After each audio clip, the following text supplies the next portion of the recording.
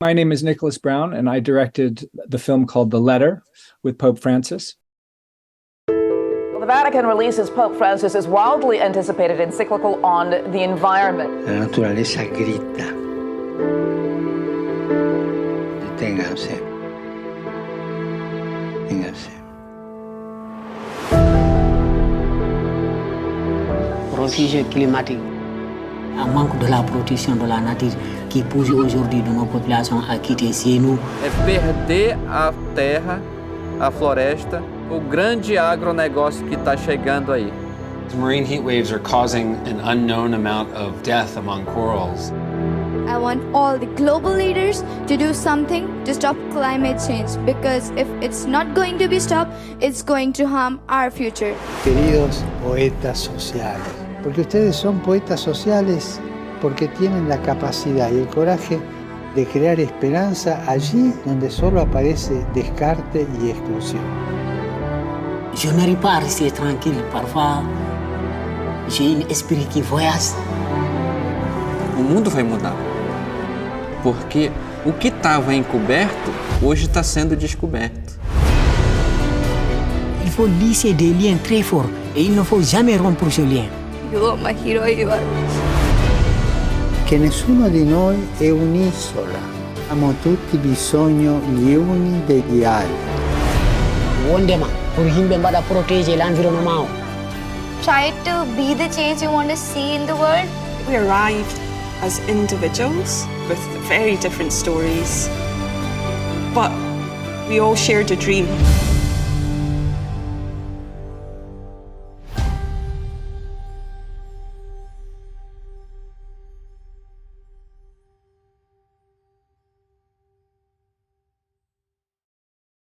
Welcome to Factual America. I'm your host, Matthew Sherwood. Each week I watch a hit documentary and then talk with the filmmakers and their subjects. This week it is my pleasure to welcome Nicolas Brown, the award-winning director and writer of The Letter. The Letter tells the incredible story of the Laudato Si encyclical letter by Pope Francis, through the eyes of frontline leaders battling the ecological crisis across continents. A powerful dialogue with the Pope and the Vatican brings new hope for our common home. Join us as we talk with the Emmy-winning director about the film and his career bringing climate change to life. And at the end, we even have a possibly surprising revelation about Sir David Attenborough. Nicolas Brown, welcome to Factual America. How are things with you? Really good. Thanks very much. Glad to be here. Thank you for having me. Yeah, it's great. It's an honor to have you on. We're talking about the film The Letter, or also known as the Laudato Si film. I think it's got other subtitles that you've also mentioned in your intro. It's a YouTube original. You can find it under The Pope, the Environmental Crisis and Frontline Leaders, typical YouTube title. And over 8 million views in just over a month, I guess. And you can also go to the website, theletterfilm.org.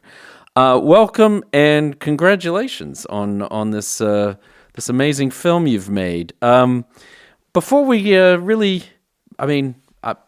I said, 8 million people have seen it, but I'm not going to assume everyone on this listening on this podcast has. So, what is The Letter all about? Maybe give us a synopsis. Well, it's a good question because me not being Catholic, I was not also not aware that the Pope is an environmentalist. It was something I discovered when I was actually approached by people connected to the Vatican who said, look, they'd seen Leonardo DiCaprio's film and they were wondering, could the Pope be in a film about the environment? Is that something that I would be interested in directing? Initially, I kind of wasn't, because I thought I'd be the wrong person. But then I thought, well, what if I brought science into the equation? And what if we, what if we worked out an arrangement by which it wasn't a Catholic film, but it was a film about the Catholic Church reaching out? And I think that's the kind of what the film's really about, is that the Pope has intuited this moment in time by which science and faith together can work out work out a solution to what arguably could be the biggest existential crisis facing humanity, climate change and biodiversity loss. And I think also initially I was quite skeptical, but when I read the encyclical that he wrote, an encyclical is a letter that the Pope, originally would write to the bishops. And then I think like around the time of the Bay of Pigs crisis, I think was the first time a Pope sort of said, look, I'm going to write the encyclical, but I'm going to broaden it out to all people of goodwill. And this is one of those. The Pope wrote this encyclical in 2015 and said, I'm writing to everybody. I'm really concerned about this. What can we do as a human family to talk about our common home? And so, yeah, I guess I was offered to make a film about that. I then jumped at the opportunity and realized there's no plot in his book. So, That's true. If you read it, it's actually great. It's wonderful philosophy and very enlightening about how I would say the world's oldest and biggest corporation operates in this manner of looking at their historical, what can they say about a subject, and what saints and other figures have remarked upon creation, including in the Bible. Anyhow, we came up with this idea basically that we would bring 4 non-Catholics to meet Pope Francis, who were all on the front lines of climate change and biodiversity loss, and that they would have a conversation, they would have a dialogue, because that's the first thing that the Pope calls for in his book. He says, I want to have an urgent dialogue about this problem. And so that's what we did. We, COVID came, and, the film died and then was reborn, and all kinds of shenanigans. It took us 4 years to make it. But in the end, we got our 5 characters, 4 voices, right?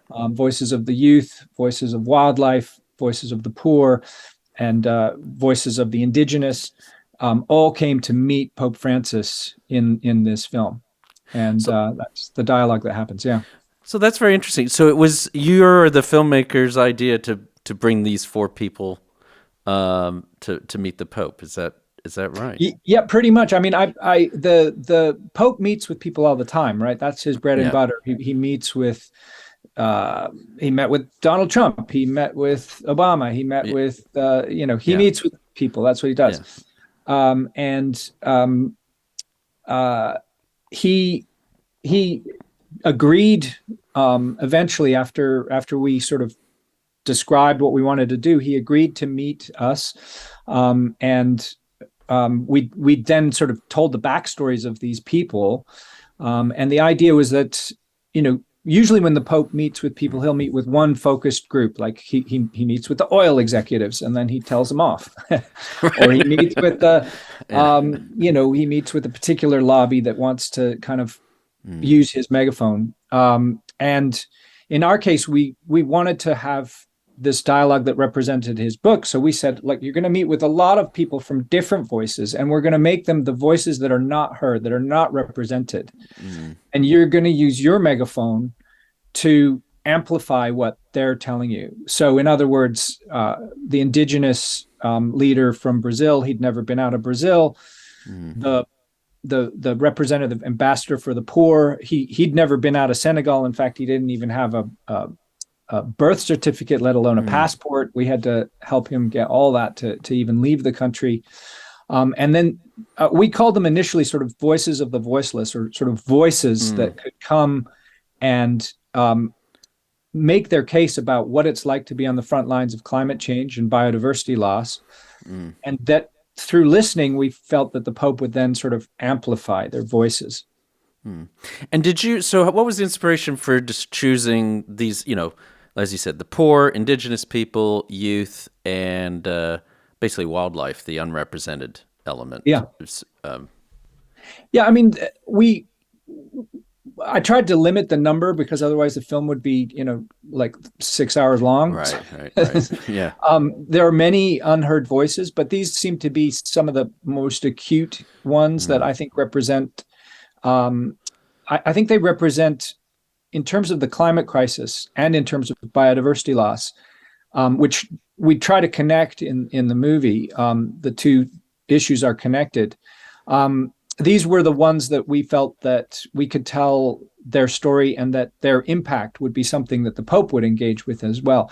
And I think particularly interesting in that mix is the voice of the poor. And I think, that storyline ends up being one of the really main storylines or threads in the film. We handle the issue of immigration, clandestine immigration out of Africa to Europe. And we handle the issue of being a climate refugee, because for climate change for Africans, especially on the coast of Senegal, it's there already, and they don't necessarily have the same resources as, say, Americans, for example, to just move or deal with the problem. So a lot of them are migrating, and usually you migrate once and then you migrate again, and eventually you might migrate out of your country and take great risks. No, and I think it's. I mean, for me personally, I thought it can be potentially a difficult. Well, it's obviously a difficult subject, but it can be a controversial subject in some ways. Maybe not rightfully so, but I thought you handled it extremely well. Just personally, I mean, and with that in mind, how did you choose? I mean, as you said, there's millions of people you could have chosen from. How did you find these? Well, it's more than 4 individuals because there's a couple and others. But yeah, these people. How did you narrow in on them? How did you find them? I think it was sort of like research and trying to find out people who we felt just were representative enough. No one person can represent a whole group, right? And like when we were looking for the youth group, we could have gone to Greta, but we felt like she's already had the megaphone quite a bit. So we went to Ridhima, who's from India.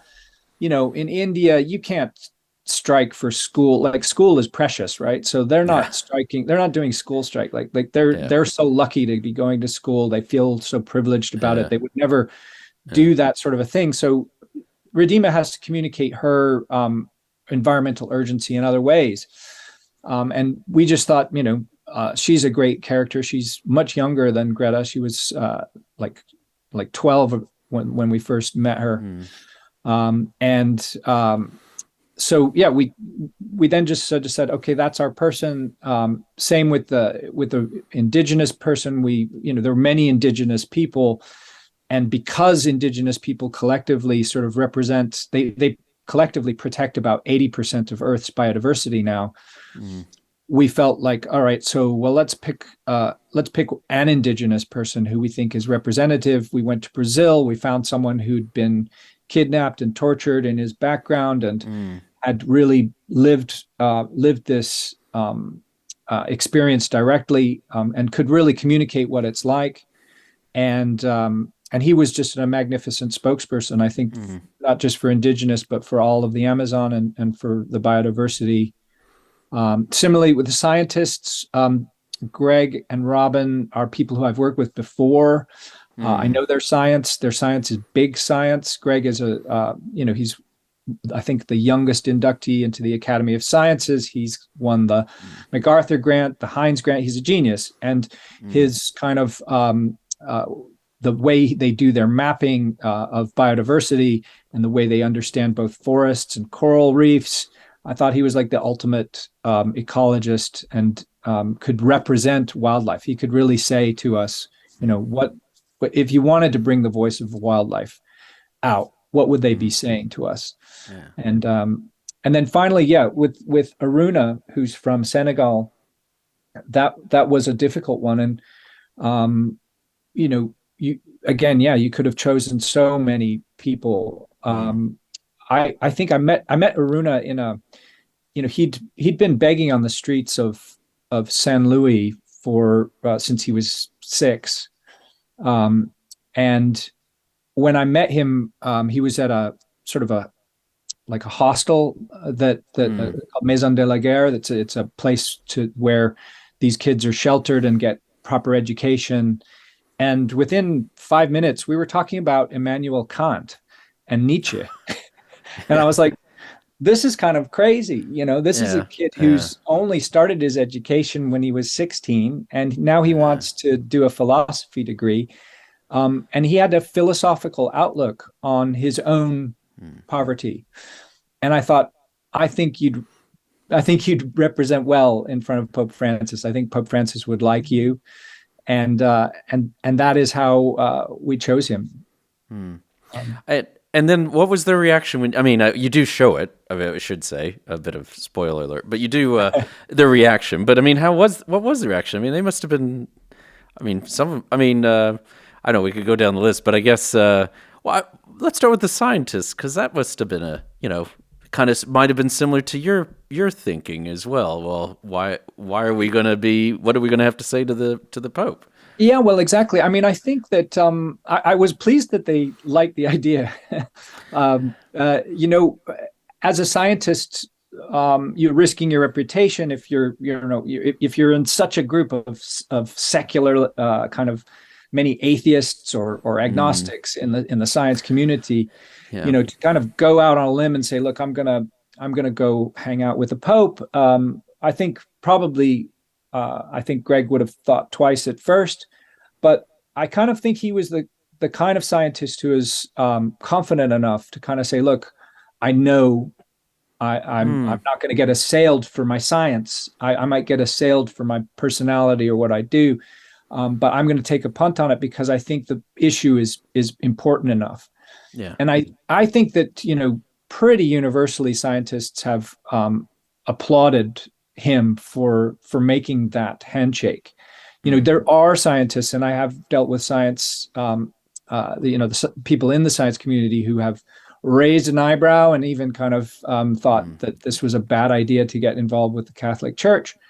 But that was, look, this whole thing for me started about, I've been making films for quite a while now about this subject. I made a film with David Attenborough about climate change. I've made films about biodiversity loss.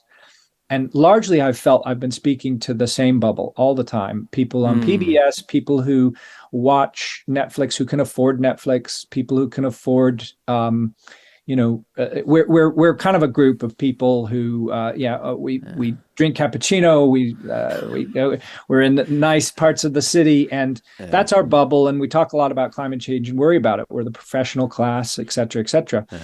And we're not very effective at communicating outside of our bubble. Yeah. And what I think this film is about communicating outside of your bubble. And I think the Pope, for example, is somebody who really reaches a lot of people who I've never been able to reach with my films. So this, to me, is probably why Greg also would have said yes, is he recognizes the fact that we're in an urgent situation. We have to come together as a human race, and we have to break outside of our bubbles to sort of talk about the fact that the earth is heating up, the biodiversity is crashing, it's outstripping us. Reality is outstripping us, outstripping the scientists and the public and the technocrats, and so we have to catch up and we have to talk about it urgently.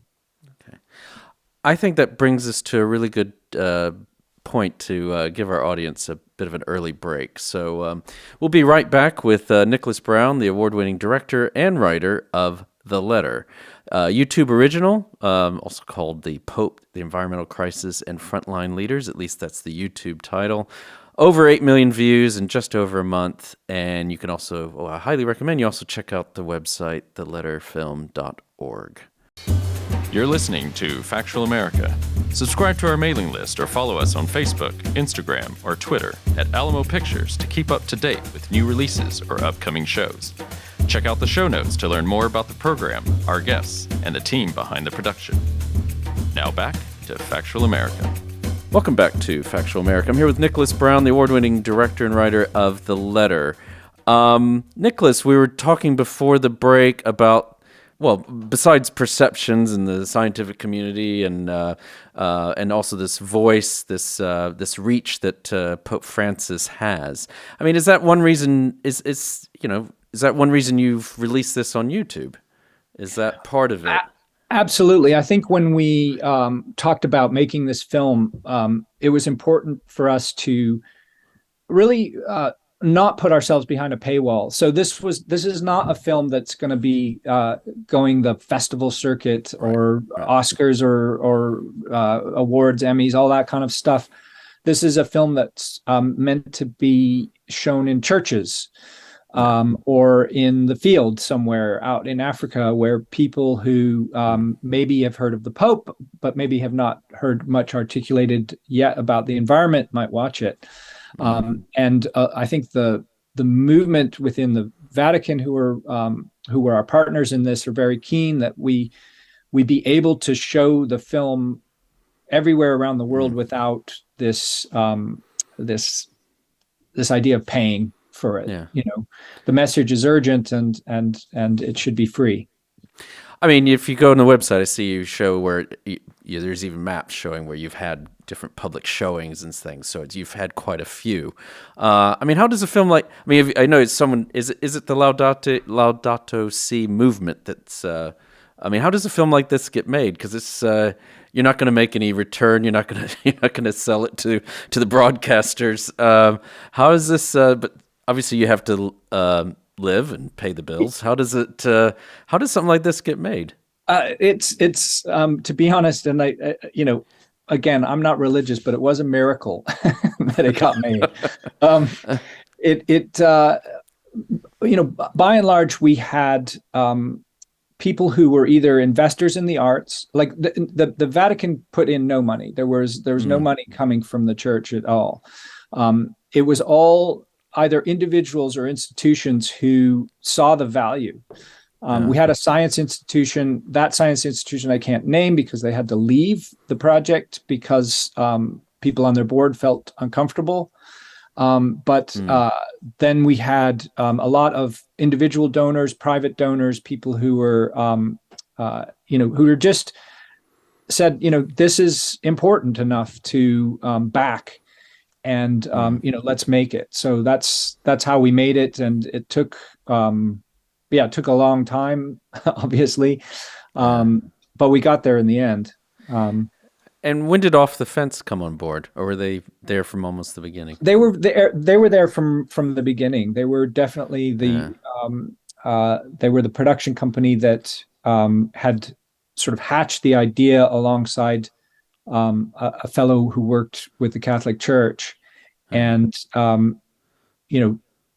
I suppose I came in with the science angle, and then I suppose the three of us went and shopped it around, tried to raise the money. Yeah. I mean, and you say bring in the science, because isn't that what, I mean, for anyone who's interested, you can go to the Vatican website, you can search for it. It's in several different languages, I think 12, Laudato Si, the encyclical. It's definitely worth a read. I was glancing at it earlier. I mean, isn't that really what the Pope's letter has done? He's laid out a theological basis for caring and about the planet and saving the planet, but it's also backed by science. And I guess he's trying to take things where maybe sometimes science feels like it can't go. I think that's right. I think, look, this comes out in the film, but we as scientists, and I suppose as technocrats or people who are trying to solve the climate crisis, we have a lot of great ideas about how to do it. But we kind of fall down a little bit when we talk about why, the values behind why and the moral reasons, largely because I don't think that any of us in either the science community or these communities sort of see ourselves as moral leaders necessarily. We just sort of think it's let's present the facts and people will just will just go and believe us. But that's not turned out to be the case. We've been presenting the facts for 20 years and no one's been really listening rapidly enough. And so having a moral leader, somebody who can kind of say, look, there are value-driven reasons for us to be doing this, and let's look at those. It brings a huge new dimension. And I think the Pope speaks incredibly eloquently as to why we need to protect creation, as why we need to care for the cry of the poor and the cry of the earth. He speaks poetically, He doesn't use terms like sustainability development goals or ecosystem services Right. or any of these sort of technocratic aims. He sort of says, look, there are compelling reasons by which we must all care for our common home, and he explains that for the religious community, this is how he sees it, and it's backed up by theology. And then he goes on to explain about how science can also back up the same message. But morally, it's our duty to think about our lives and what we're, the crossroads that humanity is in. And, do we just sit by, because if you're not part of the solution, you're going to be part of the problem. Yeah. And in terms of that, as you said, you've been probably longer than you'd want to admit, but been doing these sort of films. And I mean that in a way because you've been, people have been harking about this for ages now, decades. Yeah. And we've just got the report in the last week or two that the keeping climate, the temperature rise to 1.5 degrees Celsius is not going to be possible. So it's not thrilling news, to say the least. I know you're doing your bit. You've made this film and many others, but what is, how do you see it now? Because it's, I feel like maybe even the last couple of weeks, we've kind of had this, everyone was starting to feel a little bit hopeful, and then maybe kind of shoulders have fallen a little bit because we've got yet further signs that we're way behind the curve on this one. Yeah, I think the message of the film, which, it's kind of interesting. The film, I hearken it a little bit to The Wizard of Oz. And in The Wizard of Oz, you've got like the four characters who kind of show up and, they think that the wizard is going to give them what they need to hear. And then they find out that actually, the Cowardly Lion, he had a courageous heart all along. He just didn't know it, right? In many respects, that is part of the psychological game that we're playing with ourselves.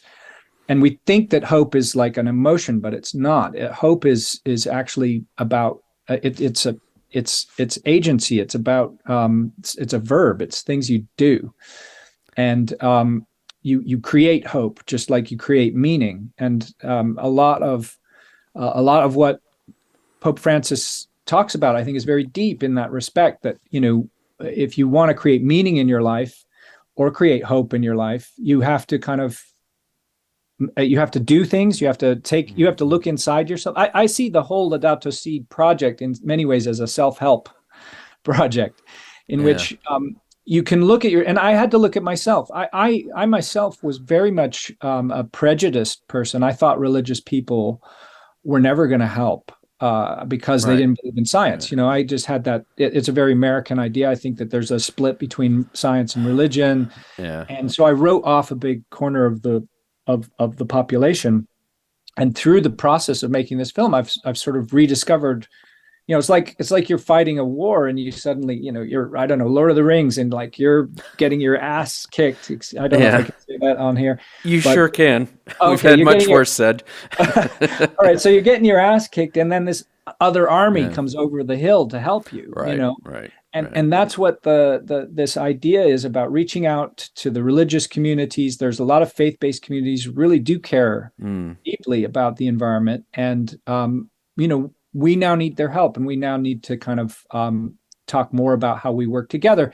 And a lot of that is about human relationships and working within the human sphere to, as Greg says in the film, it's not what I know or what you know or what that person knows. It's what we know together. And when we work together, then it's a lot easier to kind of collaborate with people and kind of say, well, look, let's set aside this area, marine protected area, and let's work with the indigenous people to manage it. It's a good idea. Let's go for it. And more and more ideas like that, I think, are where we need to go. But the fundamental blueprint that the Pope is offering us is this idea of compassion. And, one thing I want to say about the Pope's road to where he got to, which I think is really interesting. And you may share this with me that, I got into environmentalism because I lived in Colorado. I could go outside, I could go horseback riding or fishing or biking. And I think many of us had this privileged access to become interested in nature. And the Pope had none of that. He was never a nature guy. He came to environmentalism through working in the favelas of Argentina. Buenos Aires, yeah. Yeah, in Buenos Aires. And it was at some point, he had held this kind of conference called Aparecida, where he talked to the Brazilian bishops who were like, they were saying to him, you want to know why the favelas are filling up with people? It's because the land is being destroyed, and the values that are kind of pushing for this ever increasing need to develop are forcing people into, off the land and into, one of the biggest migrations we've been having is from the urban areas, from the rural areas into the urban. And this suddenly woke the Pope up, and he came to the same conclusion as many of us, which is that we must care for our environment and for the land. But he came to it through the poor. And so he combines the issues of poverty and the environment in a way that we've not done that in the environmental movement. In the many years that I've been dealing with this, we've been kind of slightly dancing around or ignoring, or we've been hostile to that issue. We've been hostile to people in many respects. And so I think that if we are to move forward, we have to work with the humanity that we've got. And that is part of the moral argument that he's putting forward. So I think that these are really important things to be looking at. And so the Pope, in a sense, and the religious, the faith-based environmental groups that are coming to the table, they do have something really credible to offer in moving forward. And yeah, that's the kind of important message. And when you ask me what should we be doing, we should be talking like we are talking now. What can we do? What do we know that we could do to make, to either address the climate issue or the biodiversity issue or both? Yeah. And I mean, for you personally, I mean, you guess you got to meet the Pope, right? I mean, because I would assume you were there filming that, certainly that session where everyone gets to meet with him. And won't go into details about that because that whole segment or two is well, it's very, very moving. But so what was your own personal impressions? What did you think? I mean, I was impressed with him intellectually from reading the book. And I remember he showed up early, which kind of freaked us all out because we weren't ready. He came like 20 minutes early, and we were just we were like. Oh, is that because I wasn't sure if there was like a skip or something, but we missed it. You missed it. You were trying to do this practice session, and all of a sudden he's there. Well, okay, I'll tell the story as briefly as I can. But we were all set up for the Pope to go left as he entered the room because we were told he goes left. Right. And so everything was, and I have like quite the cameraman with a temper, right? And he was like, all right, we got it all planned out. And then they said, oh, the Pope's coming early. He's going to come in and he's going to go right. And I'm like, Will, he's going to come in and go right. And and Will just like screams at me saying, I've got every shot set up to go left. The Pope must go left. Tell them the Pope must go left. So I run over to the guy who's the Secretary of State or whatever and sort of say, look, it'd be great if the Pope could go left and shake hands on the left with everybody on the left. He's like, the Pope doesn't go left. He was like, he just folded his arms and turned his back on me. I mean, he just laughed. Anyhow, the Pope always goes right, apparently. So we're like running across the room as the kind of we hear the door open. So yeah, we totally missed the entrance of the Pope, and then boom, then he's there. Right.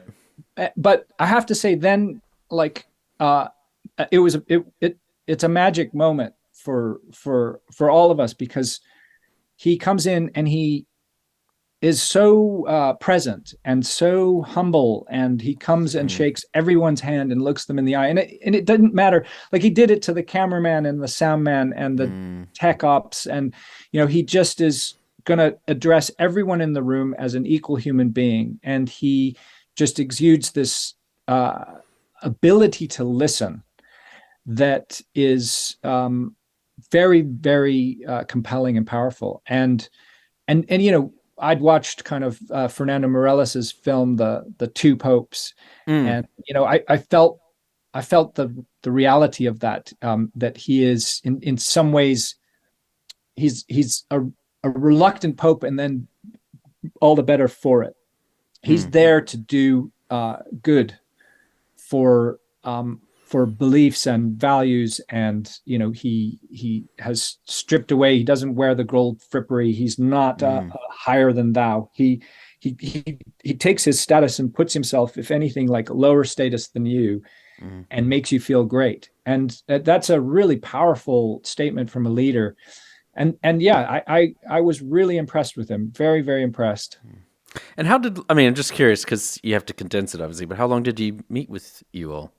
So he came 20 minutes early and he left 20 minutes late. So it was about 80 minutes, which I'm told is like pretty incredible, since he usually, even with state leaders, he doesn't ever do much more than an hour usually. So we were really fortunate. I think he didn't relate with me that much, right? He was very interested in the people that we brought there, because they were the people on the front lines. Yeah. And I think that he really got what we were trying to do in terms of Laudato Si and his message. He could see that these were the voices who he wants to listen to. He is somebody who is always working for the underdog, and that's why I think he really, he really listened and really took the time. So yeah, I mean, it's funny though, because like going back to the Wizard of Oz analogy, he made an amazing speech, and it's in the film, but that's all a pope really can do for you. And we were left kind of mid-film with so we've met the Pope, now what? Right? And so we had this idea of like, well, let's go to Assisi, because he talks a lot about this guy, Saint Francis, who he's taken the name from, and the Laudato Si is actually a title from the one song or written song canticle that we have from Saint Francis. So there's all these connections to this guy, Saint Francis, right? And so let's go figure out who that is. And we went there, and we went into the woods where Saint Francis, this remarkable figure, this very Jesus-like figure, like a neo-Jesus who kind of appears in the early Middle Ages. And that's, I think, when the magic really started to kick in, because instead of meeting the Pope, we started to meet each other. And it just so happens now that, like, on any given day, and you can take a group of people, and I'm sure you could do this, like you could take a group of people from around the world, and then on any given day talk about what's going on around the world, and you'll find a climate change disaster touching someone's life. Right. And that happened in spades to our poor friend Arouna, who's in the film. Right. And he gets news about stuff that's going on literally as he's meeting the Pope. There's disasters befalling him. And I think through that, the group starts to learn about each other and about the compassion required to really get to know your fellow person and fellow human, because these are total strangers thrown into this, and they form a bond. And suddenly, I think climate change, things like being a climate refugee is no longer a statistic. It's a human being. It's a person. And as soon as you make that shift from, we've got this huge statistic, right, about how many people are going to be climate refugees. Well, now we know that one of them is Arouna. We know his story. It changes the landscape, right? It changes how you feel about what it is when you mention that term, climate refugee, because you know one, and you've in the film, like, you've spent an hour with this guy, so you get to know him. No, I think that's very important. At the same time, I mean, obviously, climate change increasingly, as you say, it's the poor people in Africa and other places who are living, affected by it already, but it is something that is affecting all of us. It's an equal opportunity in that sense, employer. I mean, if another wave of you even mentioned it, the fires in Australia, but we've got fires in the hills of California, more frequent hurricanes and climate events, and we had drought in Europe, this really severe drought this summer, and it's all happening. And whatever people think, it's certainly happening more frequently than it was just a few years ago. I mean, I think it's staring us all right in the face. Hopefully, the people realize that. But no, I think I think that's a very good point. And I also find interesting this idea that, not that you had to create a story, but you kind of did. I mean, you have a writer credit. I mean, you do, and this Wizard of Oz analogy, was that? I mean, was that something that came later that you thought about? Why, this is like the Wizard of Oz, or did you think this is the Wizard? I'm actually kind of telling It definitely came later. I think it came around the time when we'd worked so hard to get the interview with the Pope that when we kind of like realized, all right, now we're going to have this moment with the Pope, it was kind of like, well, wow, well, what's that going to do? Because, the Pope's megaphone is big, and that really is the point, right? He's there to kind of amplify these voices. But is that going to really achieve anything? Like what can, like, how am I going to then show, the average person what they can do about climate change? Because, right. What you can do about climate change is going to be different than what I can do. It depends on where you live, and it depends on whether you live in a rich community in the north, in the global north, or you live in the global south. We all know that actually those of us living in the global north are more responsible for the climate change that's going on. But we also have to point at those top 100 companies who are part of the oil energy market, who are driving it, and who are resistant to change. So what can you do? It's going to be different for everyone, and there's no one silver bullet.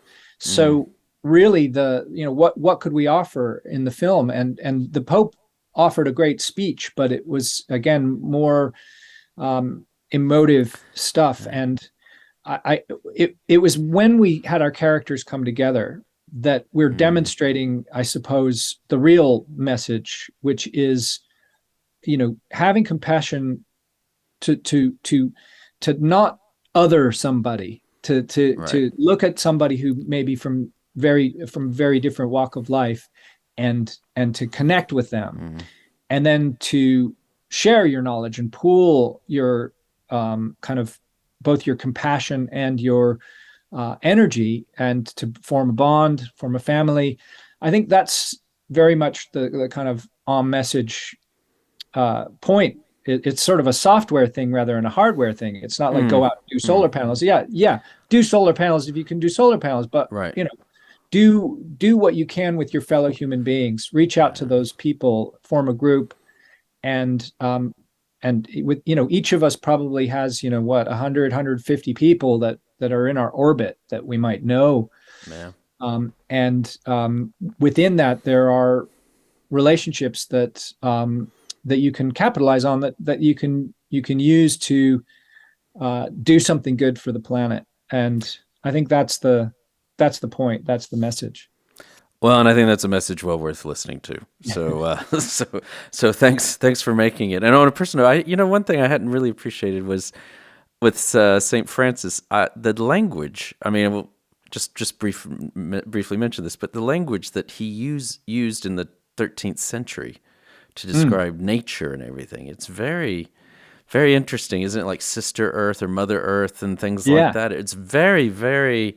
It's not what you think of, actually, I must say, when you think of a saint from the Middle Ages. He's incredibly interesting. I think when Francis Bernardone, the young man, was he was a rich kid who went to war and had PTSD after a bad war, and was kind of trying to figure out what to do next with his life, and couldn't really hang with being a rich merchant anymore, because he'd seen and been through things. And And I think at some point early on in his life, he met some mystics from the Celtic realm.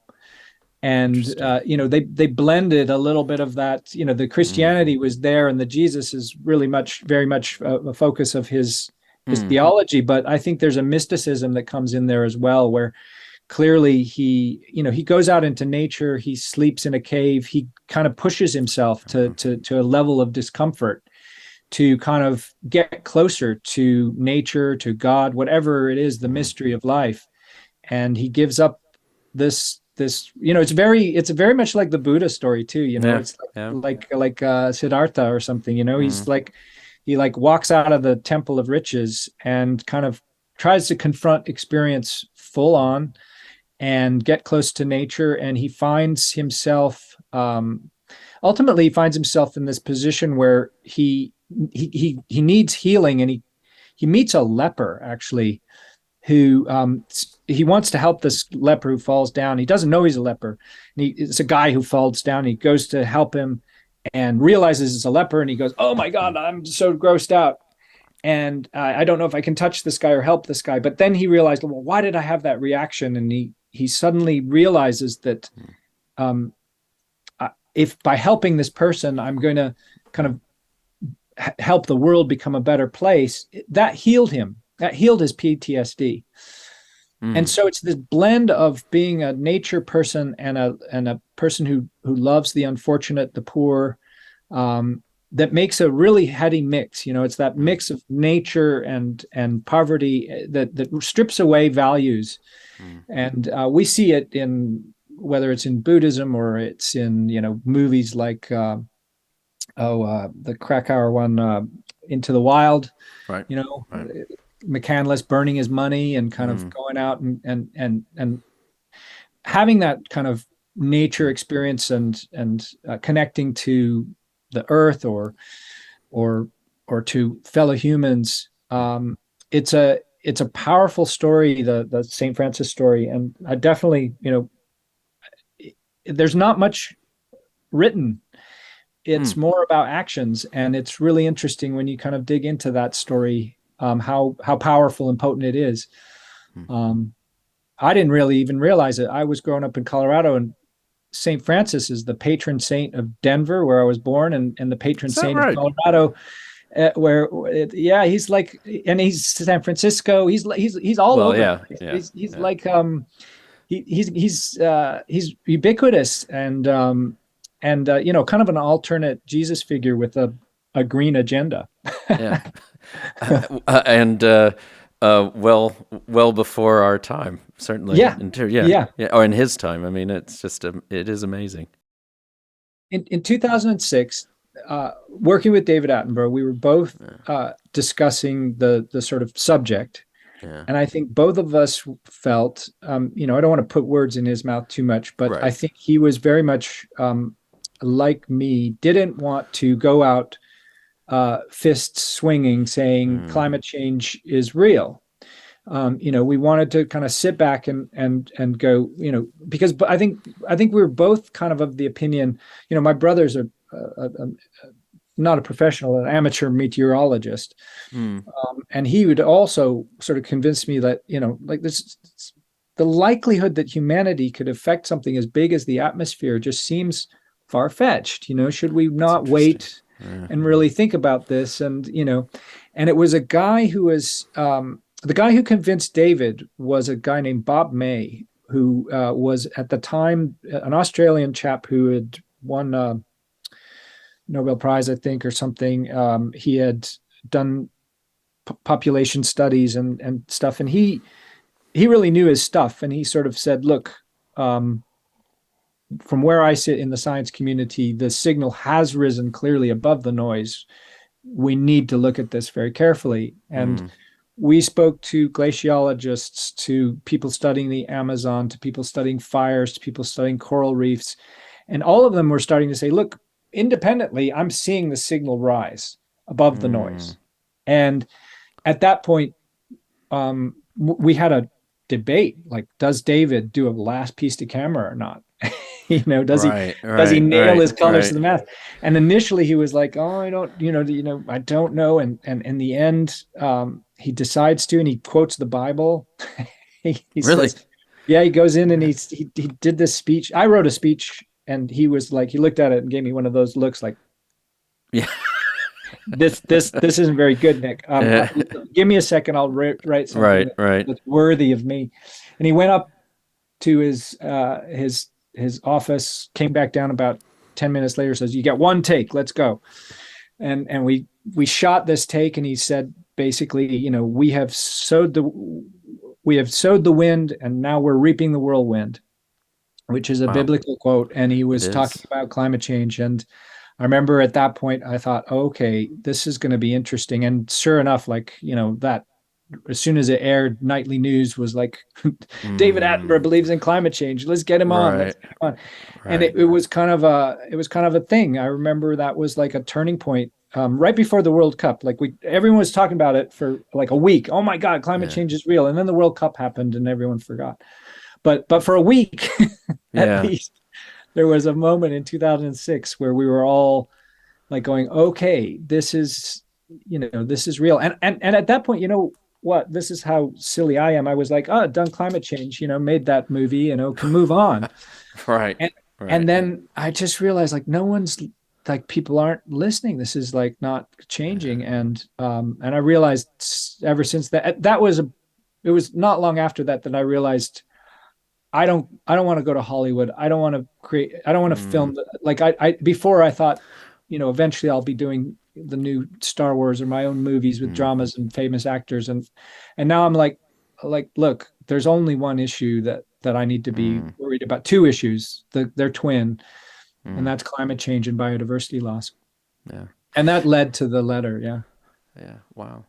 And I think, the thing is, as you say, I think that's a very good point you make, that it's a for lack of a better way of putting it, a very young discipline, right? Because the conversations I've had with people is like, I've, as a kid, what we were hearing about pollution, but we weren't hearing about global warming. Then we hear about global warming and climate change. Then biodiversity comes in, and we hadn't been hearing about that. But it's all because the science has been evolving, hasn't it? Yeah, I've read a really interesting book that has a great analysis of this, because it let's be honest, that the science of climate change we've known about, like Arrhenius wrote about it. Like, it was like, that's like hundreds of years ago. We've known about the science has been solid since Keeling started measuring in the 60s and the 50s. The science was there, but this book, it's called, let's see, I've got it here somewhere. It's called Fire and Flood. And it has a really great analysis where it says, look, there are 4 clocks ticking away. Clock number 1 is reality. And that's what's happening. And in the last 7 years, the last 7 years have been the 7 hottest years on record. Yeah. That's reality.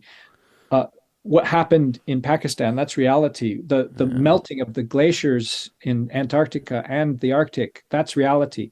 Yeah. It's the first clock. The second clock is science. And science is about 5 or maybe 10 years behind reality, because we're still working out the models and trying to go, well, why? Why is it melting so fast? Oh, I don't know. Let's kind of run backwards in time and figure out, is it carbon dioxide? Is it methane? Is it, what is it? And so science is sort of catching up to reality.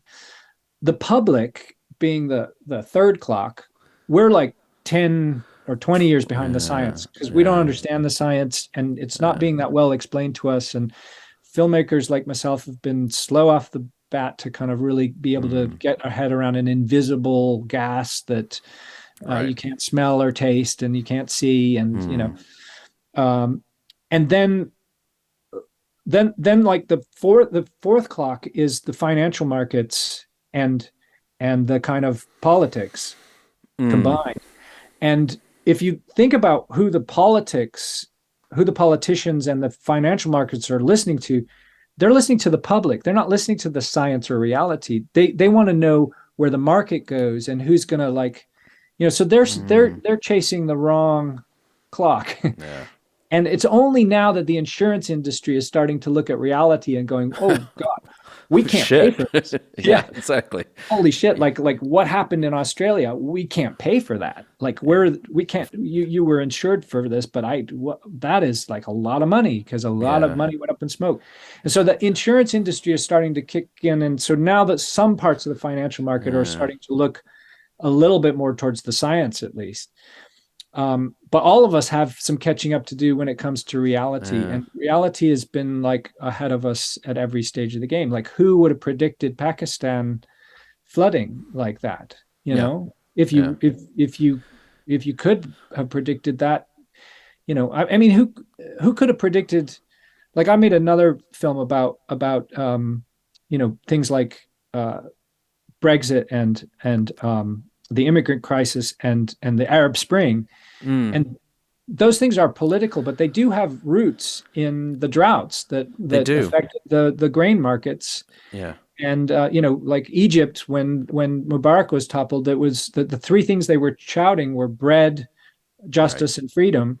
The bread was the wheat that they were unable to secure because Egypt had shifted to a flour market instead of producing grain, and so they couldn't get grain because the droughts had locked it up in the commodities market. So everything is all kind of interconnected now, and we're reeling from it at every minute, kind of decoding, looking backwards in our rearview mirror, going, "Oh my God, that's climate change." So yeah, it's a young science, and it's a big one because it's not just a science. It's like all the social stuff that goes on, societal breakdown and all the rest of it, which we're seeing in Africa a lot, at least where I've been working in Senegal. So, you know, it's here, it's a present danger, and everyone's trying to figure it out. The scientists, they're people now in COP, and Greta's kind of saying, you know, you guys aren't doing enough, it's greenwashing, but you know, they're doing what they can, but they're stuck in the system. And the bigger view, which I think is kind of what the Pope was kind of saying to us all, is like, come on, let's talk, let's get together, let's make this the number one issue. And you know, there are lots of issues out there, don't get me wrong, but I think that existentially, apart from an asteroid hitting us or AI kind of taking us over and robots kind of killing us all, you know, climate is the big one, climate and biodiversity. But us humans are so good at being distracted by other things. Yeah. I mean, a pandemic part of it doesn't help either, but, you know, we like to invade each other and do all kinds of stuff, you know. So I got to tell you one more quick story. I did a pitch to Amazon, and I was with Fernando Meirelles. We're pitching this blue carbon film, and I'm thinking we're going to knock it out of the ballpark. You know, this guy's done The Constant Gardener, and he's done Two Popes, and he's like such an award-winning kind of great filmmaker. And the two of us are going to pitch a climate change story to Amazon. I shouldn't say that. I should say an unnamed streamer. That's okay. We're pitching to an unnamed streamer, and a big streamer, and we do the pitch, and you know, Fernando's a little worried about his accent and stuff like that, and you know, we do our pitch, and the woman says to us, "Oh, well, that's really interesting. Climate change. Yeah, well, you know, I mean, climate change is like going to happen in 50 years. So do you guys have any stories that are about things happening now?" And I'm just like going, okay, that's pitch over. You know, like, I don't know where to go from there. And Fernando's like, we get on the phone afterwards, and he's like, "It was my accent, right? I was like, Fernando, no, it wasn't your accent. I promise you.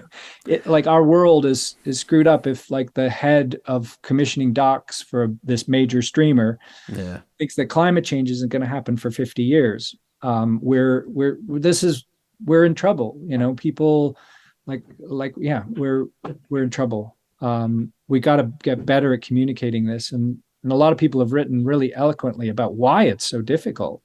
It's difficult to communicate. There's a writer, Amitav Ghosh, who wrote a book where he talks about how how completely unreal climate change is. It's like science fiction. So how can he write believably about it? Yeah. Because it's not real. It's like, it's so big, and it's so it's so scary for so many people. Well, it's real. The Pope's talking about it. You're talking about it. We should all be talking about it. But before everyone gets discouraged, watch the film. It's a lovely letter. It's a letter, a lovely homage to a letter to all of humanity, of all faiths and none. So we were talking early. I mean, I think we're coming to the end of our time together, actually, Nicolas. But I was just we were talking earlier. You're from, as you say, you're from Colorado. That you're based in the UK. I'm from Texas originally, based in the UK. What brought you over here, and why? I get asked this all the time. So why have you stayed?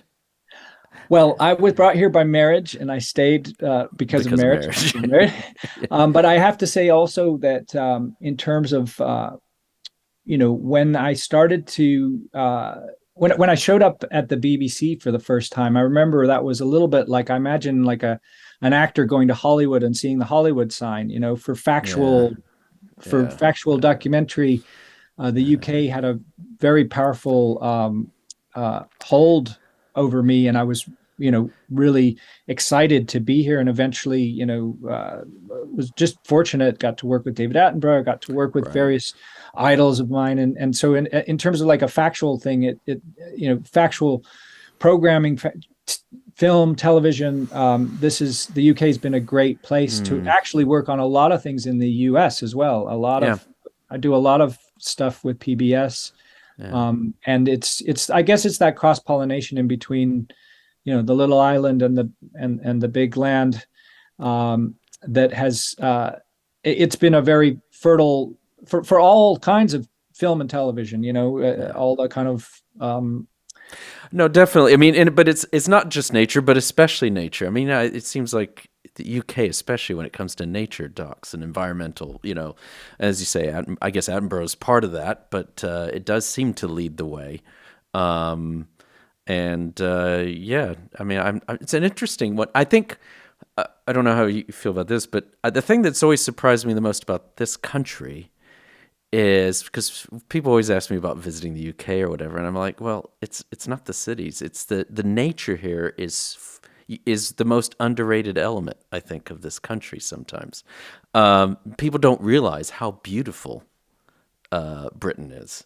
And there is something that, I don't know, maybe it's in the national psyche or something that's really into, I think it definitely is. And I think there's also that, the greater Commonwealth, they used to call the BBC Auntie, and they said Auntie knows best. And one of the things Auntie would do is make films about former British colonies. So you have a lot of films about Africa, for example, and that led to a lot of films about African wildlife, or films about, the Far East and wildlife there, Near East. The reach and scope of the British Empire still kind of reverberates, at least in that one element. A healthy interest in the natural world and in all its, various forms around there's for viewers who don't know, there's a group within the BBC called the Natural History Unit, and that's the one that's responsible for all these Planet Earth and Blue Planet and all the Attenborough stuff and many others besides. And I think that is it's been a big part of my life, is working in that industry. And we've had a few of them on, actually. So we had it's not his latest anymore, but we had the latest Attenborough doc on, and some of the filmmakers behind that. So I've already picked their brain about what it's like to work with Sir David Attenborough. But any chances you'll be working with him again? He's going strong still. So, or what's next for you? I'm as I sort of mentioned, I'm very interested in, with all due respect to David Attenborough, he is he's very privileged. He's white. He's like me, and I'm interested now in giving voices or searching out voices that are less represented. And I'm working on a film now called Blue Carbon, which is about about the kind of global South and how they're this is being talked about right now as we speak in COP, which is the poorest, some of the poorest nations who did the least to cause climate change are the ones being most heavily affected by the sea level rise, by the storms, by the droughts, by the fires. And so yeah, I'm headed in that territory. Yeah, I think that is that's a whole new topic, is how we get I'd love to see a black female David Attenborough emerge that could be representative in Africa or the global South and be a hero like he is to all of us. Well, and I think that's, that is also something we've discussed here, is that, these burgeoning film industries in indigenous film industries, actually, in a lot of these countries. We had the, gosh, I'm really bad. I should know the films better that we have on the program, but we had the one narrated by Obama recently, in the filmmakers behind that recently, and they saying the same thing, working with local filmmakers, it's this is more the sort of industry shop talk, but not having to bring a whole crew from Britain to go into a place. You've now got these talented filmmakers in these places that can do it just as well. There's a few films out now that are being made by indigenous communities and great new voices, really brilliant. Yeah. You just had also, like, from India, you had All That Breathes. All That Breathes. I was about to mention them as well. I thought, and it's not. Kind of like this, like your film. It's not, because I guess maybe you get. I don't know if it rubs the wrong way, but sometimes people can say nature film, and people have a conception of Blue Planet, or at its best. Sometimes some people might even think to some of the stuff they watched as kids, if you're like my age. But it is done. It's storytelling in a different way, isn't it? And while still also, All That Breathes it's still, that's got that, obviously the one of the main characters is the environment in that story. With what those brothers are going through, and it's a lovely film. And there's more, and may there be. We call ourselves Factual America, but maybe we should be Factual World or something like that. We're expanding our reach as well. But I agree. I think there's some lovely storytelling going on with this. I think it's. How do you feel about this? Because we've had different. It's a well-trod path about. How do you get messages across to people without scaring them so much that they scare them into inaction and things like that with the sort of environmental messages?